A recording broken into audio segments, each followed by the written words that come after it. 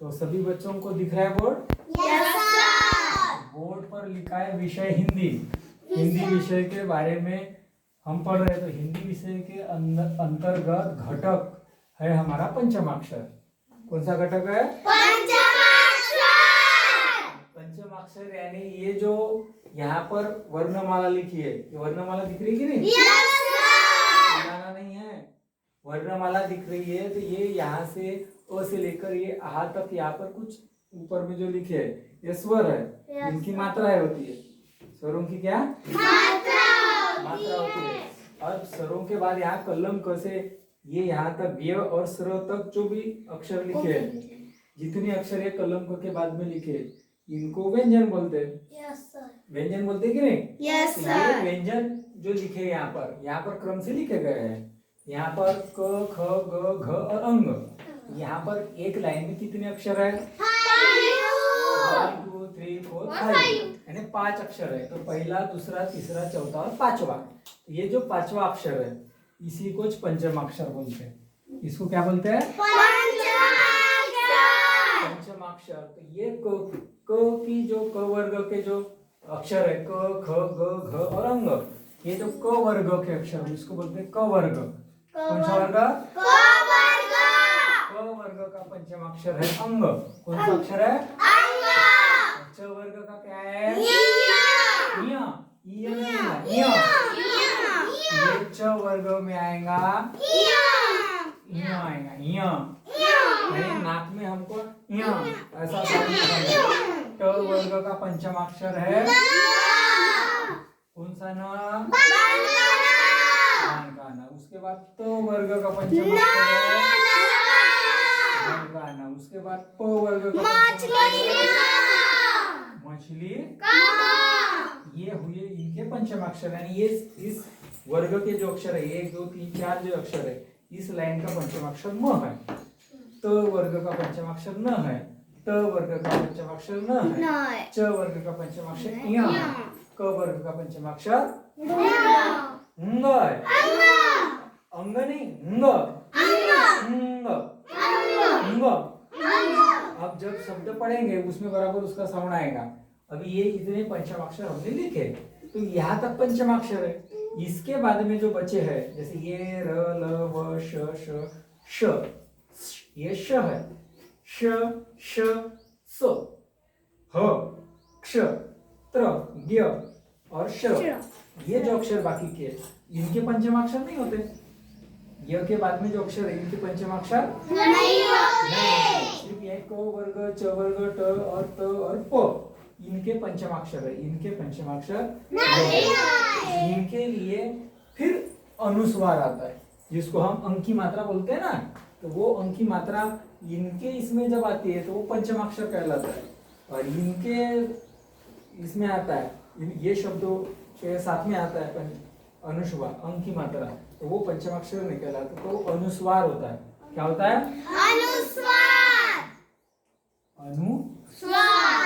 अनुस्वार कहते हैं उसको, है ना। ये अंक की मात्रा जब लगती है तो उसको अनुस्वार बोलते हैं यहाँ। और इसके पहले के अक्षर जो है उनको पंचमाक्षरों की आवाज के साथ जोड़ते हैं। अब इनके शब्द देखेंगे हम पंचमाक्षर कैसे आते हैं। तो जैसे पहला एक शब्द है, जैसे लड़कियां क्या पहनती है हाथों में चूड़ियां पहनती है, कंगन पहनते हैं। तो ये एक शब्द है कंगना। अब कंगन बोलते समय हम कंगन ऐसा बोलते हैं। तो क बोलते हैं पहला अक्षर क्या है? कंग। इसके ऊपर बिंदी है, अंक की मात्रा है। किसकी मात्रा? अंक की मात्रा है। तो अंक की जो मात्रा है उसका साउंड कैसा है, उसका ध्वनि कैसा है, तो उसका ये अंक की जो मात्रा है ये अनुस्वार नहीं कहलाएंगे यार, ये पंचमाक्षर है अंग। तो का क वर्ग का पंचमाक्षर क्या है? अंग। अंग है ना, क्योंकि क है, क के बाद क्या है? ग। तो ग ये जो बिंदी है वो अक्षर को नहीं लेना है, उसके बाद वाला अक्षर ढूंढना है। उसको ये पहला अक्षर हो गया क, इसके ऊपर अंक की मात्रा है। पर हमको ये पहले अक्षर जिसके ऊपर बिंदी है अंक की मात्रा है उसको ध्यान नहीं देना है, उसके बाद वाले अक्षर को ध्यान देना है। बाद में अक्षर है ग, तो ग कौन से वर्ग में आता है? क वर्ग में। ग अक्षर कौन से वर्ग में है? क वर्ग में। तो क वर्ग का जो पंचम अक्षर है वो अंग है। क्या है? इसलिए ये ग का पंचम अक्षर अंग होने के कारण ये क के ऊपर जो बिंदु है उसका साउंड अंग ऐसा आएगा। अब देखो कंग का ये कंगन है ऐसा भी लिखते हैं, और ये पंचम अक्षर अंग साउंड आता है, इसलिए उसको कंग क के बाद अंग, कंग आधा चा पूरा नहीं लिखना है, कंग कंग ग न, ये भी शब्द उसका सही है। ये भी हम जैसे बोलते हैं कंगन, तो इसका ये जो बिंदी दिख रही है इसका सही साउंड कौन सा है? तो उसका साउंड है अंग। ये जो पंचम अक्षर अंग, इसका साउंड है अंग, कंगन कंगन। इसमें पंचम अक्षर अंग अंग आया है, वो आधा से लिख रहा है, हलंत कर रहा है। अब दूसरा ये एक है शब्द बड़ो चंपा। अब इसमें पंचम अक्षर कौन सा है? आप देखते हैं। रुको, पहला अक्षर क्या है? च। च के ऊपर में यहाँ पर बिंदु है, अंग की मात्रा है, तो ये वो नहीं लिखना है हमको ये अक्षर को। इसके बाद वाला क्या है? प। इसके बाद वाला प में आकी मात्रा पा। तो ये जो प है, तो प वर्ग का पंचम अक्षर क्या है? म। प वर्ग का पंचम अक्षर म होने के कारण इसको हम अंक की मात्रा नहीं देंगे, तो इसमें आधा म जोड़ेंगे, क्योंकि इसका साउंड म होता है, यहाँ की बिंदी का साउंड म होता है, आधा म। इसलिए यहाँ पर इसका पंचम अक्षर म होने के कारण चम, और ये प की मात्रा चंपा। क्या होगा? चंपा। चंपा। चंपा। उसके बाद अब एक आध दूसरा अक्षर लेते हैं, जैसे ये लिखा है मैंने, क्या लिखा है? क्या लिखा है? धंधा शब्द लिखा है। अब धंधा शब्द में अंक की मात्रा लगी लिया। अब ध के बाद में कौन सा अक्षर आ रहा है? द। द आया है, तो द वर्ग कौन सी है? कौन सा वर्ग में आता है? ये लाइन में आता है, द वर्ग में आता है। ये द आया ना, ये कौन सी इसमें है? त वर्ग में है। तो त वर्ग का पंचम अक्षर क्या है? न है। इसलिए ध के बाद आधा न लग रहा है, और ध की मात्रा धंधा।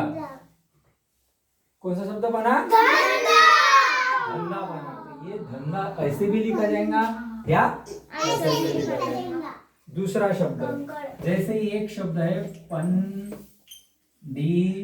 क्या बना? आवाज क्या आ रही है? नहीं, आवाज ऐसी भोंकने की आवाज आ रही थी ना अभी। हाँ, पंडित शब्द है। पंडित शब्द है, तो इसको हम पंचम अक्षरों का उपयोग कर कर कैसे लिख सकते हैं? जैसे प है, प के बाद में कौन सा अक्षर आया? ड। तो ड कौन से प इस लाइन में आता है? ये देखो ड, यानी टमाटर ट, ठटरे ठ, डमरू ड, ढक्कन ड, बांध का न, ऐसा जब पढ़ते हैं। तो ट वर्ग का पंचम अक्षर क्या है? न है। मतलब ये बिंदी जो है इसका साउंड लगाना है हमें। ये प के बाद ये छोटी की मात्रा और ये आधा न, हमको पंचम अक्षर आधे से लगाना है, पूरा नहीं लगाना है।